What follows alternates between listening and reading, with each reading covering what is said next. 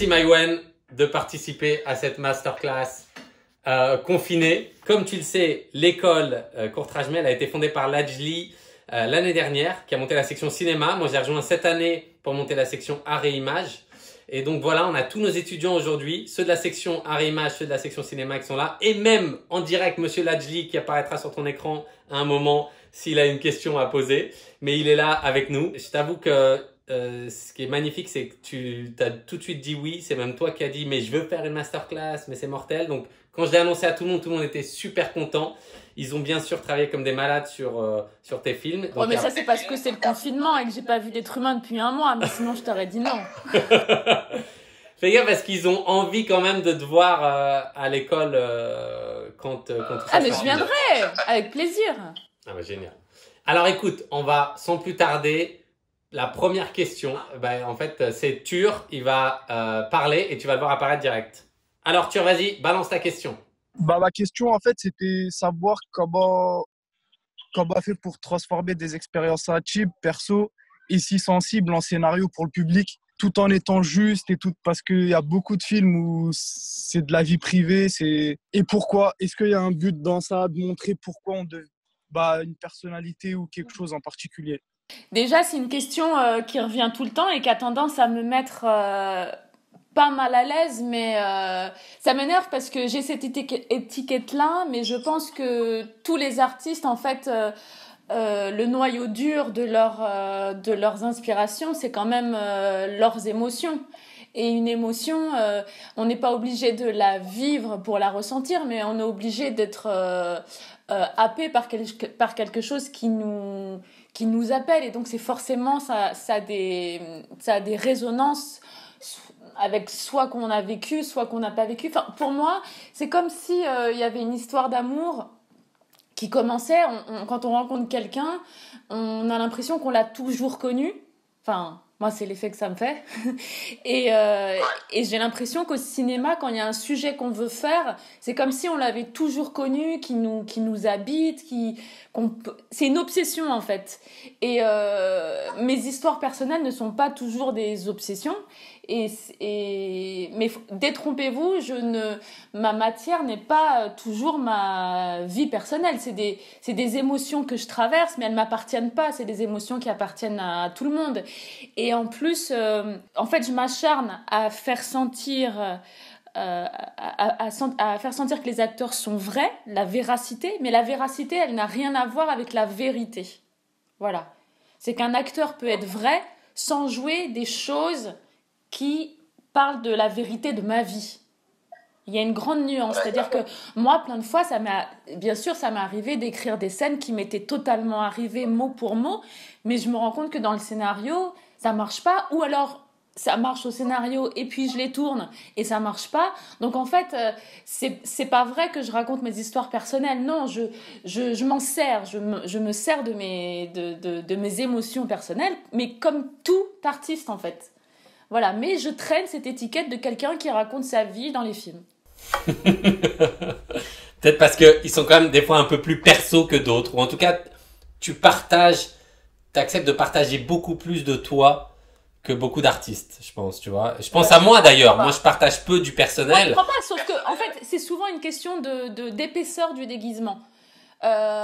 Jacques Audiard, par exemple, je connais un petit peu la boîte de prod qui les produit parce que c'est la même et tout ça. Il parle aussi de ses histoires personnelles, mais comme c'est à travers des westerns, des films qui sont très polars et tout ça, on a l'impression qu'il parle pas de lui et que c'est une histoire inventée. Alors qu'en fait, oui, mais il a juste le talent de choisir une épaisseur, du déguisement qui est beaucoup plus épais et donc on ne le voit pas à travers. Moi, j'ai l'impression qu'on perçoit mon déguisement, je sais pas, mais ça me gêne parce que c'est comme si on dénaturait mon travail et le travail de l'équipe. Ouais, je vois ce que tu veux dire. Ok, merci. Prochaine question, attention, c'est Thomas. Je rappelle, Thomas, c'est le professeur de la section cinéma, attention. Enchanté, merci. C'était simplement sur cette recherche entre le cinéma du réel, le documentaire et la fiction, qui est aussi une singularité de ton cinéma, y compris dans la forme des films, quand tu utilises les supports vidéo ou quand au contraire tu utilises le contrepoint du clip façon comédie musicale. Qu'est-ce qui se joue pour toi dans ce jeu entre le cinéma venu du documentaire et celui qui assume sa fiction? Et est-ce que tu es sensible aux autres expériences de cinéma qui jouent sur cette frontière? D'accord. En fait, l'expérience de passer de la vidéo à la caméra normale, je l'ai fait pour mes 2 premiers films, Pardonnez-moi et Le bal des actrices, parce qu'il y avait tout le jeu de la mise en abîme, etc. Mais sinon, pour les 3 autres derniers, je l'ai pas fait, ça m'intéresse plus du tout. C'était le sujet qui amenait ça. Mais sinon, je suis pas plus passionnée que ça dans l'idée de passer d'une caméra à une autre. Et je suis une grande fan de documentaires. D'ailleurs, je pense qu'aujourd'hui, je vois plus de documentaires que de films de fiction. Plus le temps passe et plus je suis émue aux documentaires et un petit peu moins aux fictions. Et quant aux films qui sont traités de façon un petit peu plus documentaire, comme vous le dites, je suis pas plus touchée que ça. En fait, j'aime vraiment un tas de films hyper différents. Je peux aimer Cassavetes, mais je peux aimer aussi Romer. Vraiment, il n'y a aucune règle. Ça dépend souvent des acteurs, comment ils incarnent. Puis sentir un peu le scénario quand c'est un petit peu cliché, cousu de fil blanc, tout ça. C'est un mélange de plein de choses, en fait. Hein. C'est difficile de... En tout cas, il n'y a pas qu'un seul genre de film que j'aime, ça c'est sûr que non. Et est-ce que tu dirais que tu regardes plus de documentaires parce que quand tu regardes des fictions, tu es moins touché aussi parce que tu sais comment elles sont faites et que ou pas du tout? Un acteur te prend moins parce que tu sais comment il a été dirigé et tu sais ce qui est possible. Non, mais je sais rien quand je vois un film, je sais rien. Personne ne sait rien, puisque chaque réalisateur réalise à sa manière. Mais peut-être que ouais, en fait, dès que je sens un petit peu trop la fabrication, ça a tendance à m'ennuyer. Donc, mais je vois des documentaires aussi mauvais. Quand le documentaire il est très formaté avec les interviews face caméra et tout, c'est un peu chiant. Moi, j'aime les documentaires quand il n'y a pas de rail, quand il n'y a pas de structure, quand c'est la vie, quand c'est pas installé, quoi. Quand je sens pas la fabrication. Ok. Alors, prochaine question, attention, c'est Héloïse. Alors, ma question, c'est comment ça se passe le processus d'écriture au niveau des personnages et quelles sont tes inspirations? Souvent, quand j'écris souvent avec des acteurs en tête, tout en sachant qu'ils risquent de refuser ou que moi, je risque de m'en lasser. Ça, je le sais en écrivant, mais ça m'aide. Je sais pas trop pourquoi. Ça m'aide. En fait, je fonctionne beaucoup avec les obsessions. C'est-à-dire que l'obsession du sujet me fait écrire le film. L'obsession d'un acteur me fait écrire son personnage, etc., etc. Donc déjà, il y a ça. Après, évidemment, je peux focaliser sur quelqu'un que j'ai croisé un jour, qui m'a dit un truc qui m'a bouleversée. En fait, il y a pas de... C'est pas comme la pâtisserie, c'est difficile de nommer au pourcentage près exactement. C'est le cœur, en fait. C'est le cœur qui fait les personnages. Pour aider les acteurs, et puis même pour moi, pour que les personnages soient très clairs, en fait, je fais toujours une bible des personnages. C'est-à-dire que je lui fais là où il est né, sa date de naissance, son passé, ses études, là où il a grandi, s'il vient d'une famille bourgeoise, modeste, pauvre, qu'est-ce qu'il écoute comme musique. Je lui fais vraiment toute sa vie dans la Bible. Et quand les personnes ne sont pas censées se connaître, ils n'ont jamais la Bible en entier, ce qui les pousse à vouloir se connaître quand ils vont jouer. Ah ouais. Ah, mortel. Et je donne ça quelques jours avant le tournage, jamais très longtemps à l'avance pour pas que les gens réfléchissent trop. Ouais.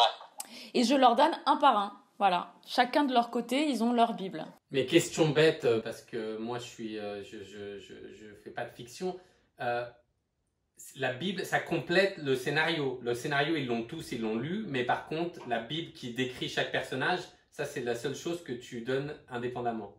Ouais, le scénario, ils l'ont lu. Je leur demande de l'oublier le plus vite possible hein, pour qu'ils arrivent tout le temps frais. Je leur demande de jamais apprendre leur texte. Je leur demande de jamais savoir ce qu'ils vont tourner le matin. Bon, ils ont du mal, hein, ils arrivent toujours en sachant ce qu'ils vont tourner le matin. Sauf Vincent qui appliquait tout comme je voulais. C'est qu'il arrivait lui carrément, il a oublié le scénario. Il savait plus du tout ce qu'on faisait. Ah ouais. Mais c'est génial parce que du coup, il fait des choses sur lesquelles il n'a jamais réfléchi avant. Et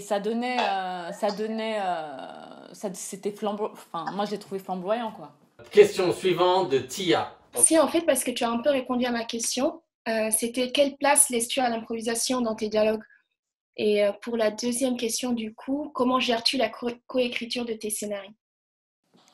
Moi, c'est vrai que j'aime quand tout est improvisé. Parce que j'ai l'impression que dès que les acteurs ils donnent les textes que j'ai écrits, je sens légèrement une petite musique qui s'installe et ça m'énerve. Mais parfois, il y a des acteurs qui savent pas du tout improviser. Et ça, on le sent très vite. Donc ceux-là, j'essaie de les ramener dans le texte. Mais en fait, vous savez, j'ai pas de méthode en vrai pour de vrai. Je m'adapte à chaque fois en fonction des acteurs, de ce qu'ils me donnent, des imprévus, des accidents. Il y a des acteurs qui sont bons tout de suite, il y a des acteurs qui sont bons au bout de la 10e prise. Et tout ça, je le fais au feeling. Et c'était quoi l'autre question déjà ? L'autre question, tu avais un peu répondu, c'était... Mais vas-y, tu peux la reposer, Tia. C'était par rapport à la coécriture de tes scénarios, en fait. Eh bien, quand je coécris, c'est un ping-pong. On fait que parler, généralement. Enfin, généralement, quand j'écris, enfin, tout le temps même, il y a déjà une première version. Il y a toute l'histoire, il y a tous les dialogues. Mais c'est un espèce de gros pavé indigeste. Il y a trop de choses. Donc, en fait, on parle. Et on décortique et on améliore. Et j'aime bien travailler avec des gens qui me font violence, qui ne sont pas du tout bénis, oui. C'est ça l'intérêt de bien travailler. Et tu dirais que t'es... En coécriture, t'es dur à travailler avec ou t'es plutôt easygoing, toi? Je suis dure dans le sens où je veux pas qu'on le soit avec moi. Si je sens que la personne, elle est trop à quatre pattes ou... Non, moi, j'aime l'échange. Donc, mais si ça, c'est dur, je suis dure. Mais j'aime le travail d'équipe. Et bizarrement, plus je fais des films, moins les gens le comprennent, ça. Ils ont toujours tendance à croire que plus je fais des films qui ont marché, plus je sais ce que je veux. Non, en fait, plus les films ont marché et plus je suis dans le doute, plus j'ai besoin des autres, plus j'ai besoin de me faire bousculer. C'est l'inverse, en fait. Je rajoute juste parce qu'une fois tu m'avais expliqué que tu travaillais des fois avec des rythmes précis, tu te lèves tôt le matin à des moments où personne n'est levé. Est-ce que ça tu le fais à chaque fois et est-ce que tu l'imposes aux gens avec qui tu coécris? Je leur impose d'être à l'heure, mais ça c'est la vie du travail, non? Je veux dire commencer à 6h du mat ou à 5h du mat ou... Non, moi, quand j'ai envie de travailler bien à un rythme soutenu, je me lève tôt pour que ça soit productif. Mais si on a des séances de travail à 9h30, oui, je suis à l'heure et j'attends des autres qui soient à l'heure, oui, bien sûr. Ok. Mais c'est vrai que l'écriture, plus je me coupe de la vie sociale et du quotidien de la maison et tout, plus le travail est prolifique. C'est-à-dire que j'ai remarqué, je travaille beaucoup mieux quand il n'y a pas d'enfants autour de moi, quand j'ai pas à faire les courses, et je suis complètement dévouée au scénario, et même je sors pas le soir et tout, parce que c'est une question de concentration. Alors tu as toujours le monde extérieur qui nous happe, qui nous dit mais viens, ça te prendra que 5 minutes, ou alors viens, tu te changeras les idées, mais en fait il faut pas se changer les idées. La concentration, c'est ce qu'il y a de plus précieux quand on travaille, et il faut préserver cette concentration.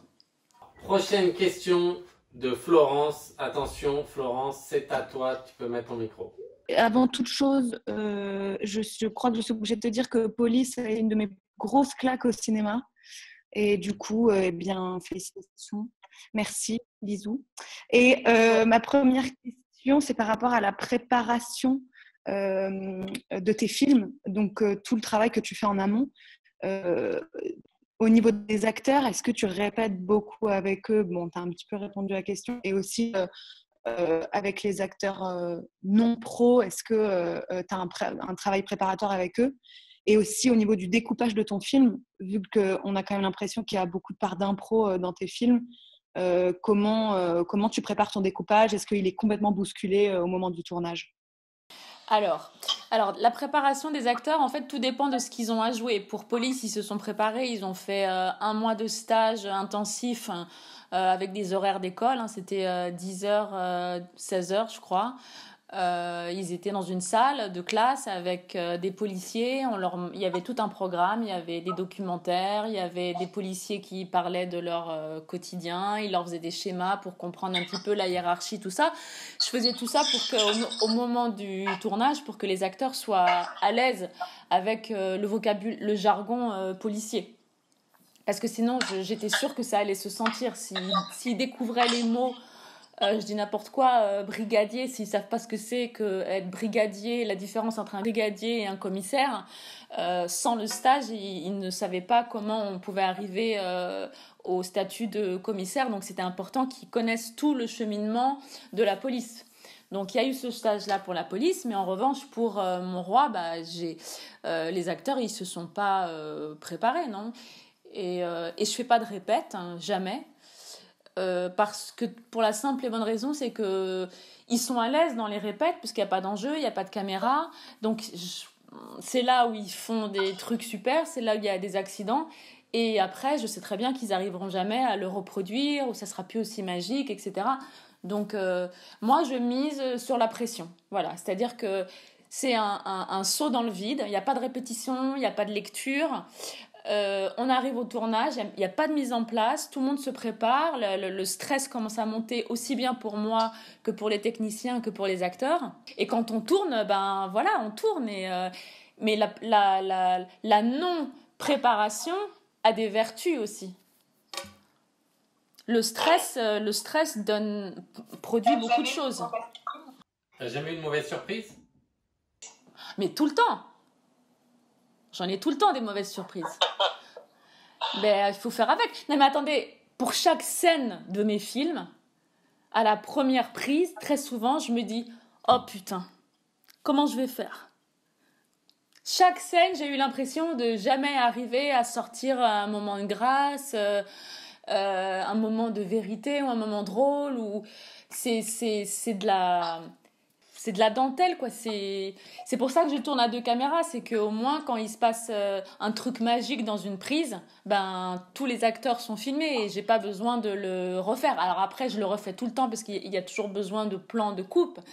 Mais quand il se passe un moment magique, on ne peut jamais le refaire. Les acteurs non professionnels, il n'y a pas de règle. Il y en a qui sont bons tout de suite. Il y en a qui se lâchent au bout de 5 prises. Il y a des acteurs non professionnels qui sont nuls aussi. C'est pas parce qu'ils sont hyper charismatiques dans la vie que devant une caméra ils vont être bons. Ça m'est arrivé. Tout m'est arrivé. En fait, on croit qu'on sait à l'avance, mais on ne sait jamais. Ça m'est arrivé de prendre mon médecin, par exemple, dans Mon Roi. Il jouait le médecin. J'avais peur, je pensais qu'il allait être coincé et en fait il a été super, mais ça m'est arrivé de prendre d'autres gens que je connaissais dans la vie, j'étais très intime avec eux. C'est des gens qui dans la vie sont drôles, ils ont une répartie de dingue et tout, puis tout d'un coup on les met devant une caméra et ils sont tout raides et ils jouent. On peut jamais savoir ce qui va se passer. Merci.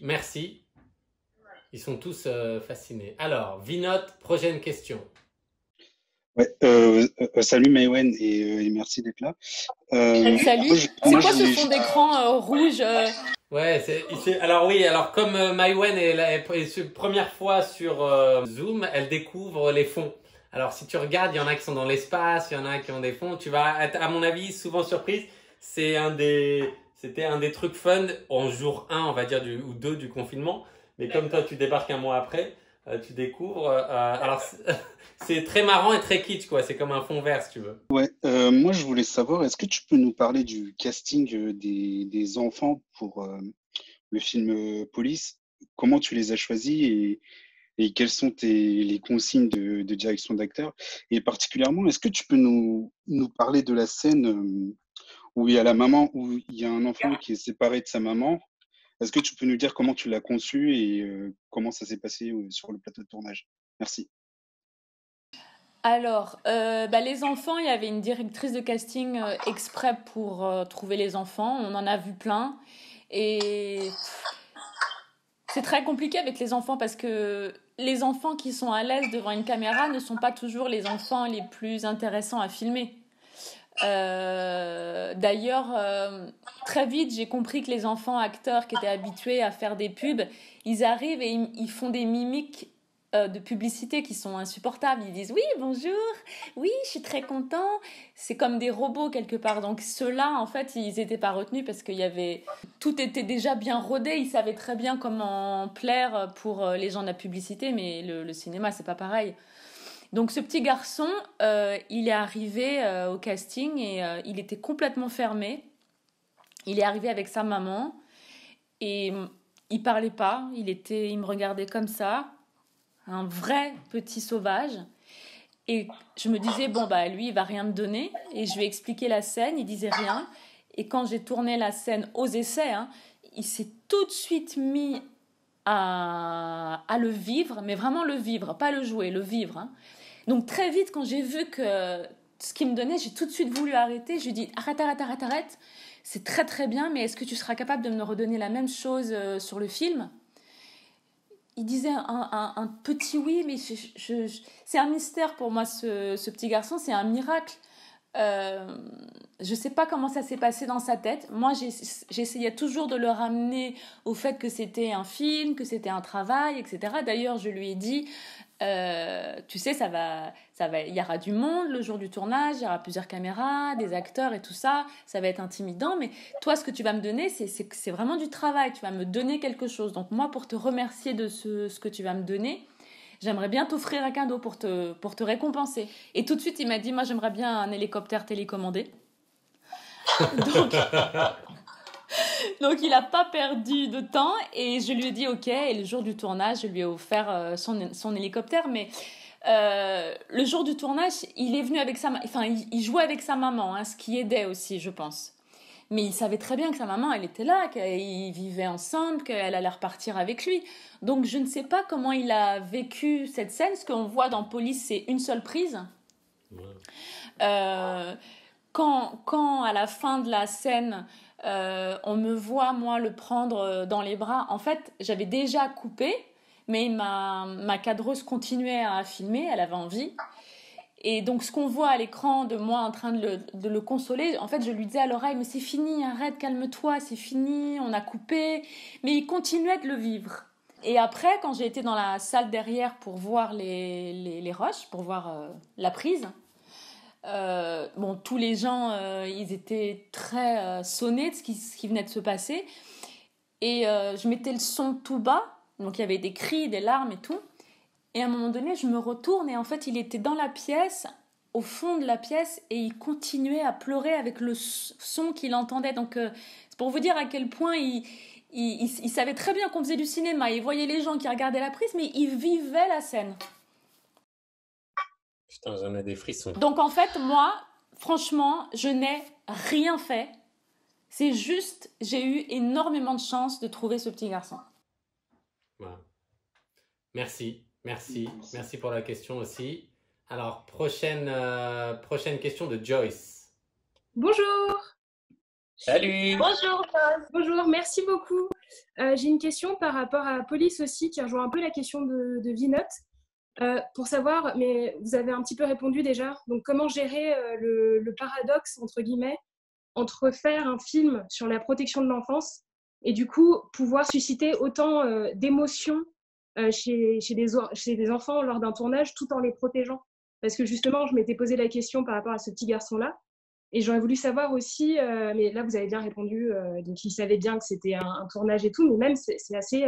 moi, cette scène, elle me déchire en deux à chaque fois, c'est hyper troublant. Et j'aurais voulu savoir aussi comment est-ce que vous aviez obtenu, par exemple, la justesse vraiment des enfants qui admettent ce qui s'est passé avec leurs parents. Par exemple, la première scène, les aveux de la petite fille qui dit que son père lui a gratté les fesses. Enfin, voilà. Donc, pareil, si vous pouviez Bah, encore une fois, un mélange de chance et de... Peut-être que le fait de tourner tout le temps en demandant aux enfants et aux acteurs de ne pas apprendre leur texte et ils connaissent la situation et à force de tourner, et les acteurs qui jouent avec la situation, peut-être qu'au bout d'un moment, les enfants se lâchent aussi. Mais c'est difficile de dire à un enfant, là, t'es pas naturel. La notion d'être naturel pour un enfant, c'est compliqué. On peut le dire à un adulte, mais à un enfant... Donc, en fait, j'essayais de... C'est un mélange. Il y a un peu de manipulation dans le sens où on essaie de le mettre le plus à l'aise possible, de faire tourner le plus possible, de façon à ce qu'ils oublient la caméra. En fait, moi, quand il y avait eu Love Story, vous vous souvenez pas de Love Story, peut-être? Ils connaissent pas. Love Story, vous vous rappelez ou pas tout le monde qui vit dans la même baraque? Ouais, les profs disent tous oui, les étudiants ils sont un peu trop jeunes. Alors, si, il y en a qui s'en rappellent. Love Story, c'est la première émission de télé-réalité où les participants étaient filmés non-stop. Mais sauf que comme c'était le premier télé-réalité, ils n'ont pas du tout réalisé que la France entière les regardait. Et moi, j'étais fascinée par le phénomène. Je m'étais abonnée au truc 24/24 et je mettais ma télé non-stop sur eux. Je dormais, je les regardais, j'étais fascinée par le truc. Et je me suis vite aperçue que, en fait, dès qu'ils étaient dans le salon, tout ça, là où ils savaient que c'était filmé, où ils prenaient conscience des caméras, c'est-à-dire dans le confessarium, là, je sais pas quoi. Ouais. Voilà. Le confessoir Ouais. ou le phare, je sais plus, Voilà. ouais. Dans ces moments-là, on sentait qu'ils avaient une certaine posture et tout. Et puis dans les autres moments, ils oubliaient les caméras et ils étaient hyper naturels. Et moi, c'est ces moments-là qui me fascinaient. Et donc, en fait, ça m'est revenu au moment de tourner mes films. Je me suis dit, mais plus je vais tourner, plus les acteurs ils vont oublier la présence des caméras. Et plus les techniciens sont discrets. Moi, je dis jamais moteur, ça tourne, etc. C'est un truc ça monte petit à petit. Je fais des clins d'œil, je fais des signes.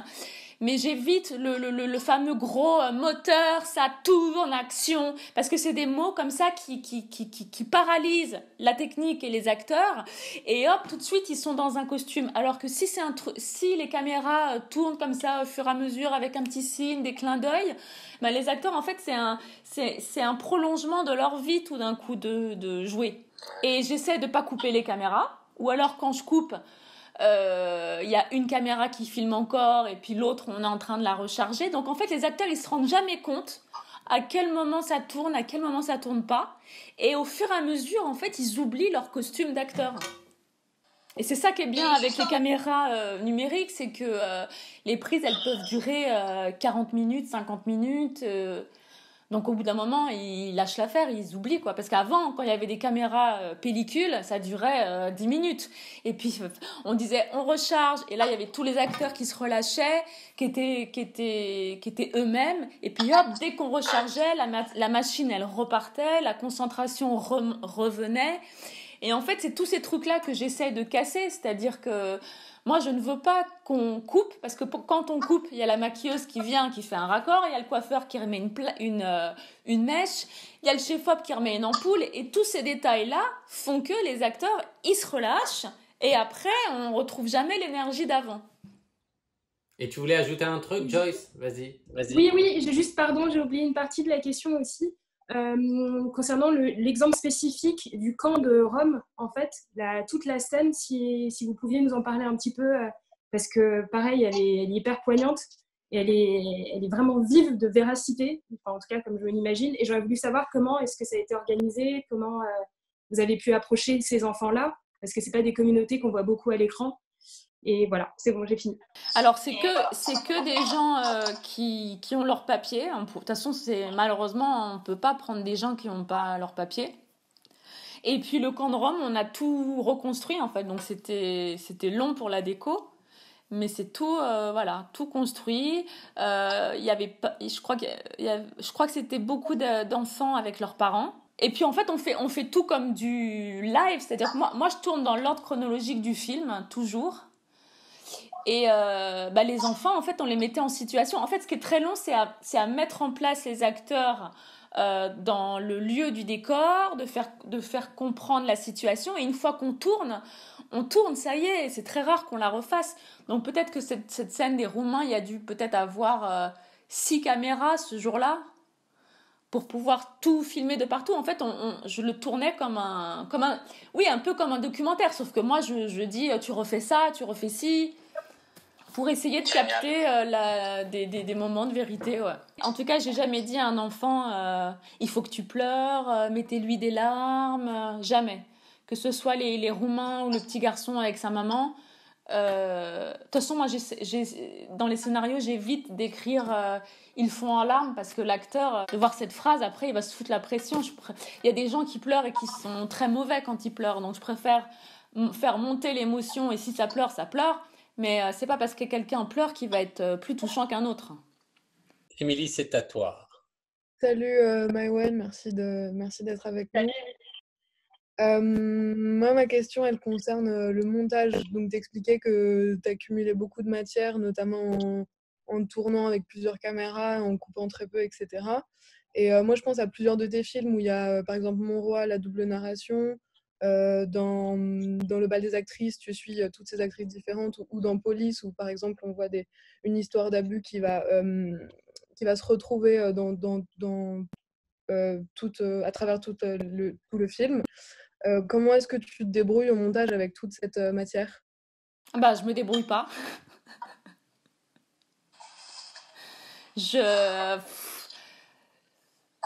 Pour vous dire honnêtement, à chaque film, je vois les rushs et je me dis j'ai fait de la merde, le film ne sortira pas.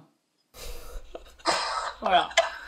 À chaque film. Et non mais peut-être pas à chaque film, mais en tout cas le dernier que vous n'avez pas encore vu, je me le suis dit.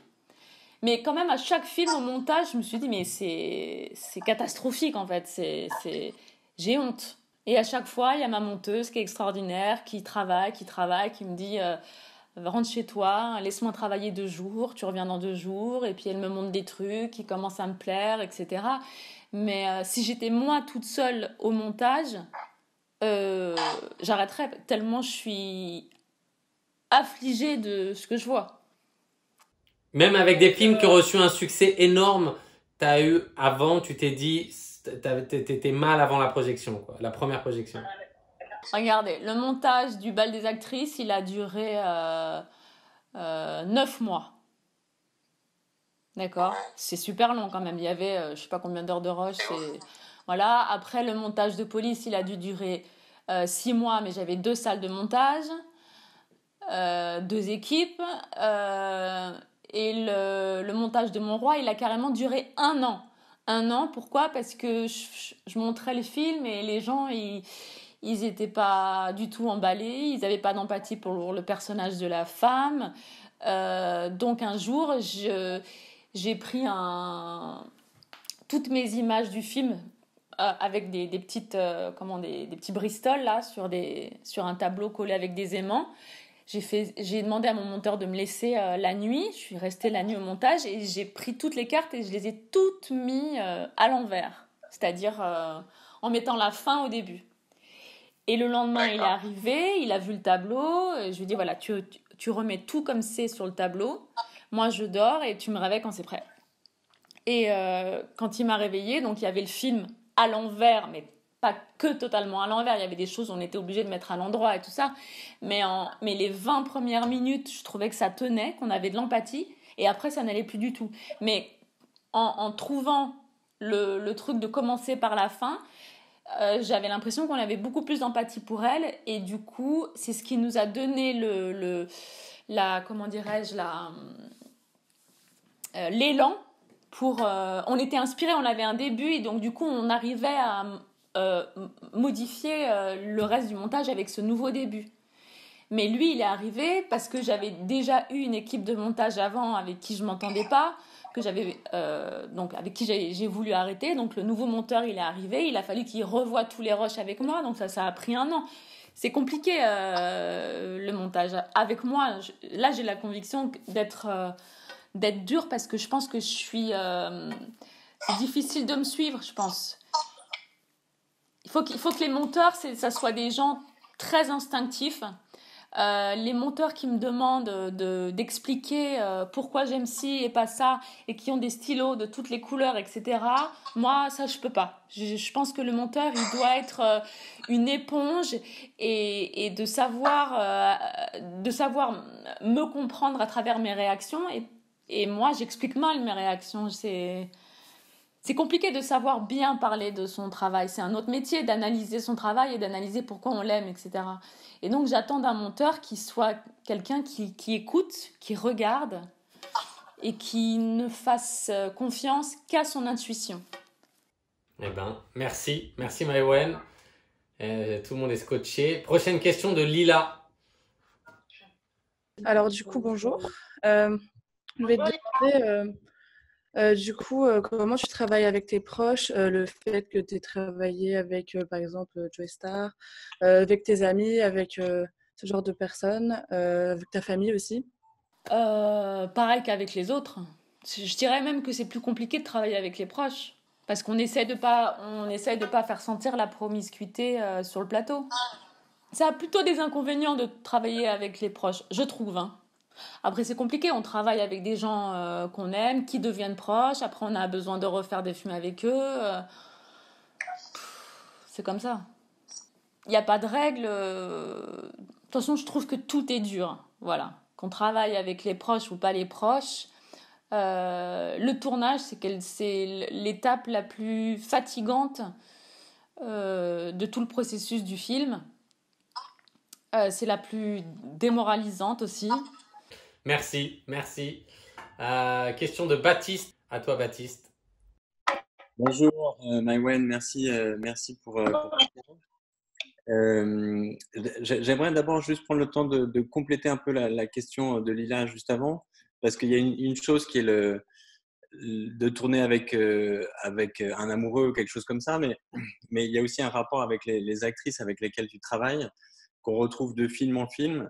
Alors donc nous, vu de l'extérieur, on ne sait pas si ça devient en cours de route des amis ou pas, mais ça fait un peu travail de bande. Et est-ce que c'est quelque chose que tu recherches ou est-ce que c'est le hasard et en fonction de tes scripts, tu les adaptes pour des actrices ou pas? Non, le bal des actrices, j'étais amie avec aucune actrice avant de tourner le film, hein. Non, c'est peut-être la sensation qu'on a, mais moi, j'ai pas de bande. Je suis quelqu'un de très solitaire qui reste tout le temps à la maison.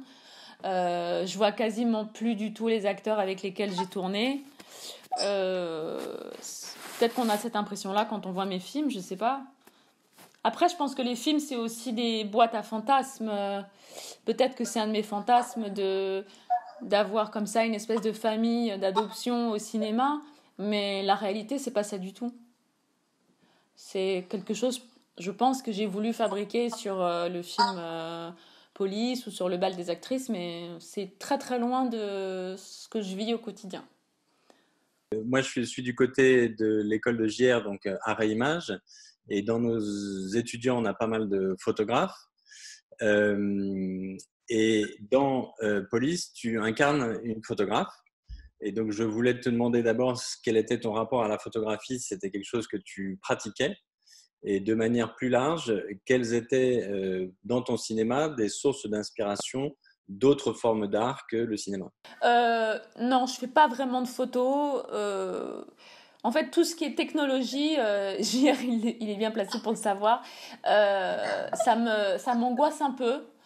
Alors la photo, donc j'en fais. J'ai eu des périodes où j'en ai beaucoup fait, mais ça prend de la place. Ça a tendance à m'agacer. J'aime bien pas avoir trop de choses chez moi. Mais en revanche, je suis très sensible à la photographie. J'en ai beaucoup. J'en regarde beaucoup quand je prépare des films. Ça m'arrive de faire des copies, de me faire un cahier d'ambiance. Et je les montre aux maquilleurs, coiffeurs, chefs-op et tout ça. Bon, très souvent, on n'arrive pas à obtenir ce qu'on a cherché, mais c'est pas grave. C'est agréable d'avoir des ambiances, quelque chose qui nous font penser à ce qu'on cherche, quoi. Et est-ce que je suis sensible à d'autres choses que le cinéma? Et heureusement que oui, bien sûr. Plus le temps passe, moins c'est le cinéma qui m'inspire pour mes films. Déjà, la littérature, moi, je pense qu'il n'y a rien de mieux pour l'inspiration. Parce que quand on lit un livre, c'est notre film, en fait. Comme c'est nos images, c'est le ton qu'on choisit. Ça devient notre film. C'est pour ça que, à mes yeux, la littérature est 10 fois plus puissant dans les émotions que de voir un film. Parce que le film, le réalisateur, il vous impose des images. Il vous impose une musique, un son, un jeu d'acteurs, etc. Alors que si vous le lisiez en livre, vous êtes libre, en fait. C'est vous qui décidez de tout. Donc moi, je pense qu'on ne fait pas assez lire les étudiants de cinéma. Il n'y a pas assez de lecture, il y a trop d'écrans, il y a trop de films, il y a trop de séries, tout ça. Pour moi, les séries, c'est du Kleenex. Il ne reste pas grand-chose, en vrai. Je regrette que les gens se lisent de moins en moins parce que je trouve que ça élève les émotions, ça fait naître des mondes intérieurs immenses, ça fait des ponts entre la politique, toutes les classes sociales. Voilà, pour moi, la puissance de la littérature, elle est inégalable. Mais maintenant, je m'intéresse énormément aux peintres. Ça fait un peu pompeux de dire ça, mais c'est vraiment vrai. Maintenant, j'ai des vraies émotions quand je vois un tableau.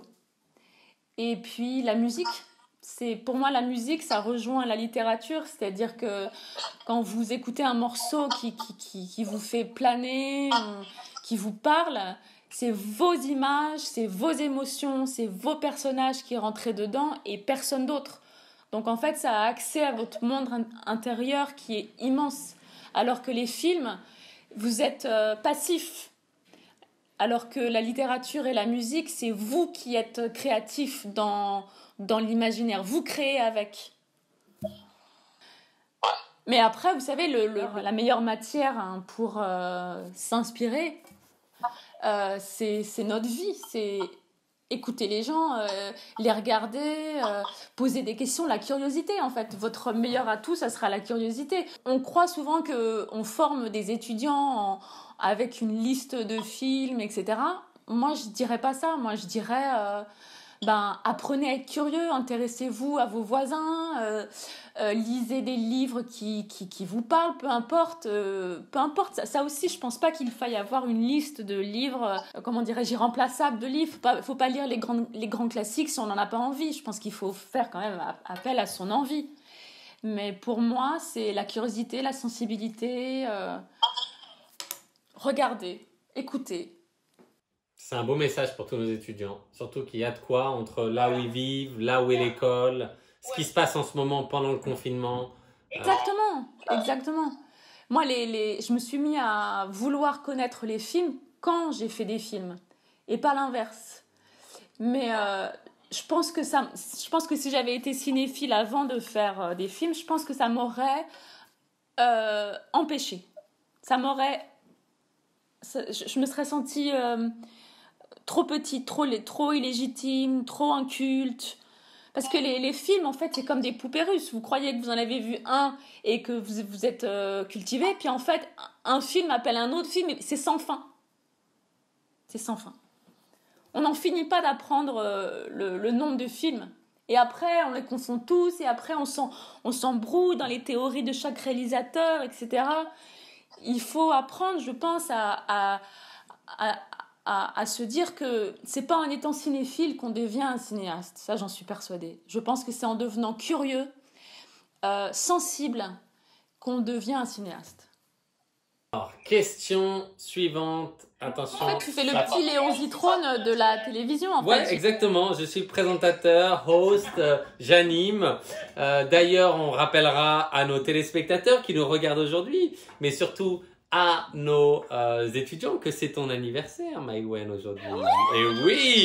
Et oui, en tant que bon présentateur. Eh oui. Alors, micro pour tout le monde, on va faire un happy birthday général.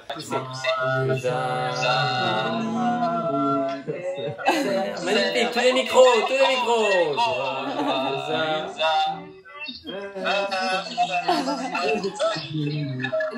Magnifique. Magnifique. C'est une espèce de grand chaos, mais je pense que tu n'en auras pas deux comme ça, des chansons d'anniversaire.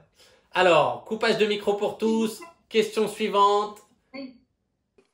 Bonjour Maïwen et merci pour tout. Bonjour. On adore tous ta masterclass. Et oui, par rapport à ton dernier film, si tu peux nous en parler, et je crois que c'est en rapport à tes origines algériennes, ce qui est un des thèmes de ce film-là, et je voulais savoir, on veut savoir voilà, ce que tu peux nous dire de ce film. Alors, la question, l'histoire du film, c'est, on peut dire que c'est une quête d'origine. Ça s'appelle ADN. ADN. C'est sur la puissance des ADN. Comment les gens, mon personnage que je joue, c'est quelqu'un qui essaie de se reconstruire avec son ADN. Bon, je crois que c'est pas moi qui en parlera le mieux. Pour le Junket Press, mais c'est pas grave, c'est un rehearsal. Attends, j'essaie de la refaire. Vas-y. Non, bon.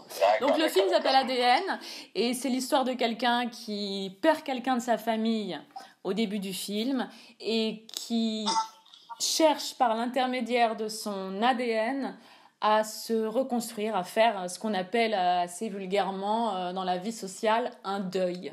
Qu'est-ce qu'un deuil ? C'est quand on se rend compte que la mort a servi à quelque chose. Quand la mort nous apporte quelque chose en plus dans la vie, voilà. Donc c'est ce que j'ai essayé de traiter, mais on croit que c'est glauque, mais c'est pas glauque, je vous promets. C'est même parfois assez cocasse, assez drôle. Grâce à Louis Garrel, que j'embrasse très fort. Et donc, est-ce que ça donne envie, mon pitch sur le film, ou pas trop ? Ah, là Vas-y, continue. Ah, vas-y, quand tu parles, là, on te voit. Vas-y, parle un peu, là. Salut, Maïwen. Je suis très content de te parler et merci de jouer le jeu, de faire cette masterclass avec tous nos élèves.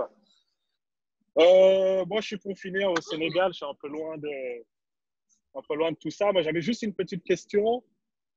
Je voulais savoir quel était ton prochain film, prochain projet. Est-ce que c'est toujours dans la même veine ou est-ce que tu pars sur autre chose? Alors toi, t'as pas écouté la question d'avant, mon cher Ladj, parce que ça a été posé. Donc, on m'a dit que ceux qui posaient les mauvaises questions, ils étaient virés de la masterclass. Donc, tu vas être viré de ton propre cours. Mais oui, non, mais lui, il joue la carte Afrique. Il dit, il n'y a pas de réseau là-bas, on capte pas. Ouais, bien sûr, t'as rien écouté du tout. Alors, ADN, c'est l'histoire d'une fille qui perd quelqu'un de sa famille et qui n'arrive pas à s'en remettre et qui cherche par l'intermédiaire de son ADN, son test ADN, à se reconstruire, à faire ce qu'on appelle un deuil, même si c'est un mot que je déteste. Voilà. Je voulais juste rajouter, Maïwen, parce que c'est toi le personnage principal ou c'est Marine Vact parce que je crois que tu es aussi dans le casting. Dans ce cas-là, toi, comment... C'est moi qui joue dedans et Marine, elle fait ma sœur. Et attends, je voudrais juste faire un petit kiff, Maïwen. Je vais demander à Mo de nous faire une petite session chicha parce que comme il n'a pas posé de questions, parce que lui, il parlerait tout le long, il faut que tu le vois. Il bien que t'es avec la chicha, tranquille. Exactement. Vas-y, dis-nous un petit mot qu'on te voit avec la chicha. Ça va, ça se passe bien le confinement? Je suis au max. Hein. Là, je suis au top. Là. Ouais, ça se passe très bien. Ouais, ça se passe bien. C'est un peu comme le mois d'août, quoi. Et Baptiste, ouais, tu voulais dire un truc? Oui, parce que moi, effectivement, comme tout le monde, je suis curieux du prochain film. Donc, on en a entendu les grandes lignes. Mais ça m'amène à une question qui est plus générale. À part dans Mon Roi, Maïwen, tu joues dans tous tes films. Et pourquoi? Qu'est-ce que ça t'apporte? Qu'est-ce que ça te permet que de faire jouer quelqu'un d'autre ne te permettrait pas? Alors, dans Pardonnez-moi, je joue le premier rôle, mais que ce soit dans Le Bal, Police et Mon Roi, on me voit pas ou on me voit en retrait et je joue quelqu'un qui fait... C'était un peu comme un prolongement de mon rôle de réalisatrice. C'était pas vraiment un rôle de fiction, je jouais quand même une réalisatrice ou une photographe. C'était pas un rôle de composition, si je puis dire, même si ça fait un peu pompeux. Le fait de jouer, ça m'apporte autant que ça m'enlève, en fait. C'est... Quand je dirige une actrice comme Emmanuelle Berco dans Mon Roi, ça m'apporte dans le sens où j'arrive le matin et j'ai pas à me soucier de ma tête. Je suis à fond dans le regard des autres. Mais d'un autre côté, quand elles me donnent pas ce que je cherche, ça complique tout. Donc, mais c'est aussi génial enfin, moi, j'avais très envie de la filmer, tout simplement. Et ce que ça m'apporte, j'ai l'impression que ça donne une énergie aux autres, mais parfois j'apporte une bonne énergie, parfois j'en apporte une mauvaise. Enfin, moi, le dernier film, une des raisons pour lesquelles je le trouvais nul, c'est parce que je me trouvais atroce. Mais pas atroce dans le sens, j'ai une sale tête, j'ai un bouton, etc. Non, je me trouvais atroce dans ce que j'incarnais, parce que, bon, j'avais des techniciens avec lesquels j'avais jamais travaillé, et c'était très compliqué de s'entendre. Et donc, comme ils me filmaient, et qu'à la fois, il fallait que je les dirige, c'était très compliqué de gérer les deux. Donc, en fait, je trouve pas la solution. C'est-à-dire que maintenant, j'ai fait 5 films. Il y en a dans lesquels j'ai joué un rôle principal, pas principal, un film dans lequel je suis pas du tout. Et je ne trouve pas la bonne formule. Voilà. Merci. Merci, Maïwenn. Je crois que, applaudissement général de tout le monde. Là, vous pouvez rouvrir les micros parce que ça mérite vraiment. Magnifique. Comment qu'applaudit? Magnifique. Surtout le jour de son anniversaire, elle pourrait être avec ses amis au parc, elle pourrait être au cinéma. Mais non, c'est le confinement, JR. Et elle a décidé d'être avec nous. Magnifique. J'ai passé un super moment avec vous. J'ai l'impression que tout le monde aussi, ça fait des petits cœurs sur tous les écrans. Et regarde tout cet amour qui vient à toi pour ton anniversaire. Merci beaucoup. Putain, c'est beau. Et travaillez vos obsessions. C'est surtout ça qu'il faut travailler. C'est votre matière première, vos obsessions. C'est la matière première des cinéastes, je pense. Plus vous êtes obsédé par un sujet, plus ça peut devenir votre film. Généralement, la raison pour laquelle je fais un film de ce sujet-là, c'est parce que le sujet m'obsède tellement que faire un film est la seule façon de me débarrasser de mon obsession. Toi, tu as souvent alors des obsessions et des passions, des sujets dans lesquels tu t'embarques. Parce que tu nous en as fait partager dans tes films. Généralement, ça me tient 2-3 ans, une obsession. Et tu dirais que tu mets 2-3 ans à faire un film aussi? Le temps que ça germe et tout. Mon roi, il est resté 10 ans dans ma tête. Moi, je pense que les films, ils traînent dans l'âme pendant longtemps avant qu'on puisse en faire un film. Parfois, on n'est pas prêt aussi. On sent qu'il y a des obsessions qui émergent comme ça petit à petit, puis au bout de 5 ans, on se sent prêt. Mais il y a des obsessions qui ont besoin de porter leurs fruits avant d'être traitées. Merci Maïwenn, merci. On te souhaite beaucoup d'autres obsessions. On est tous fans de toi à l'école Courtrajmé. Et merci pour cette masterclass confinement. Et merci à toi Léon Zitrone. Grand présentateur, s'il vous plaît, messieurs, dames. Vous avez écouté Maïwenn en direct de chez elle, de la région parisienne, Paris Intramuros, qui nous a partagé ses idées les plus folles, ses passions. Vous savez tout maintenant. Partez faire du cinéma, partez créer et surtout suivez vos obsessions. Voilà. C'est pas mal, non? Ouais, très bien, parfait. Bisous, Allez, bisous. bonne journée, bon confinement. Merci. Ciao, ciao.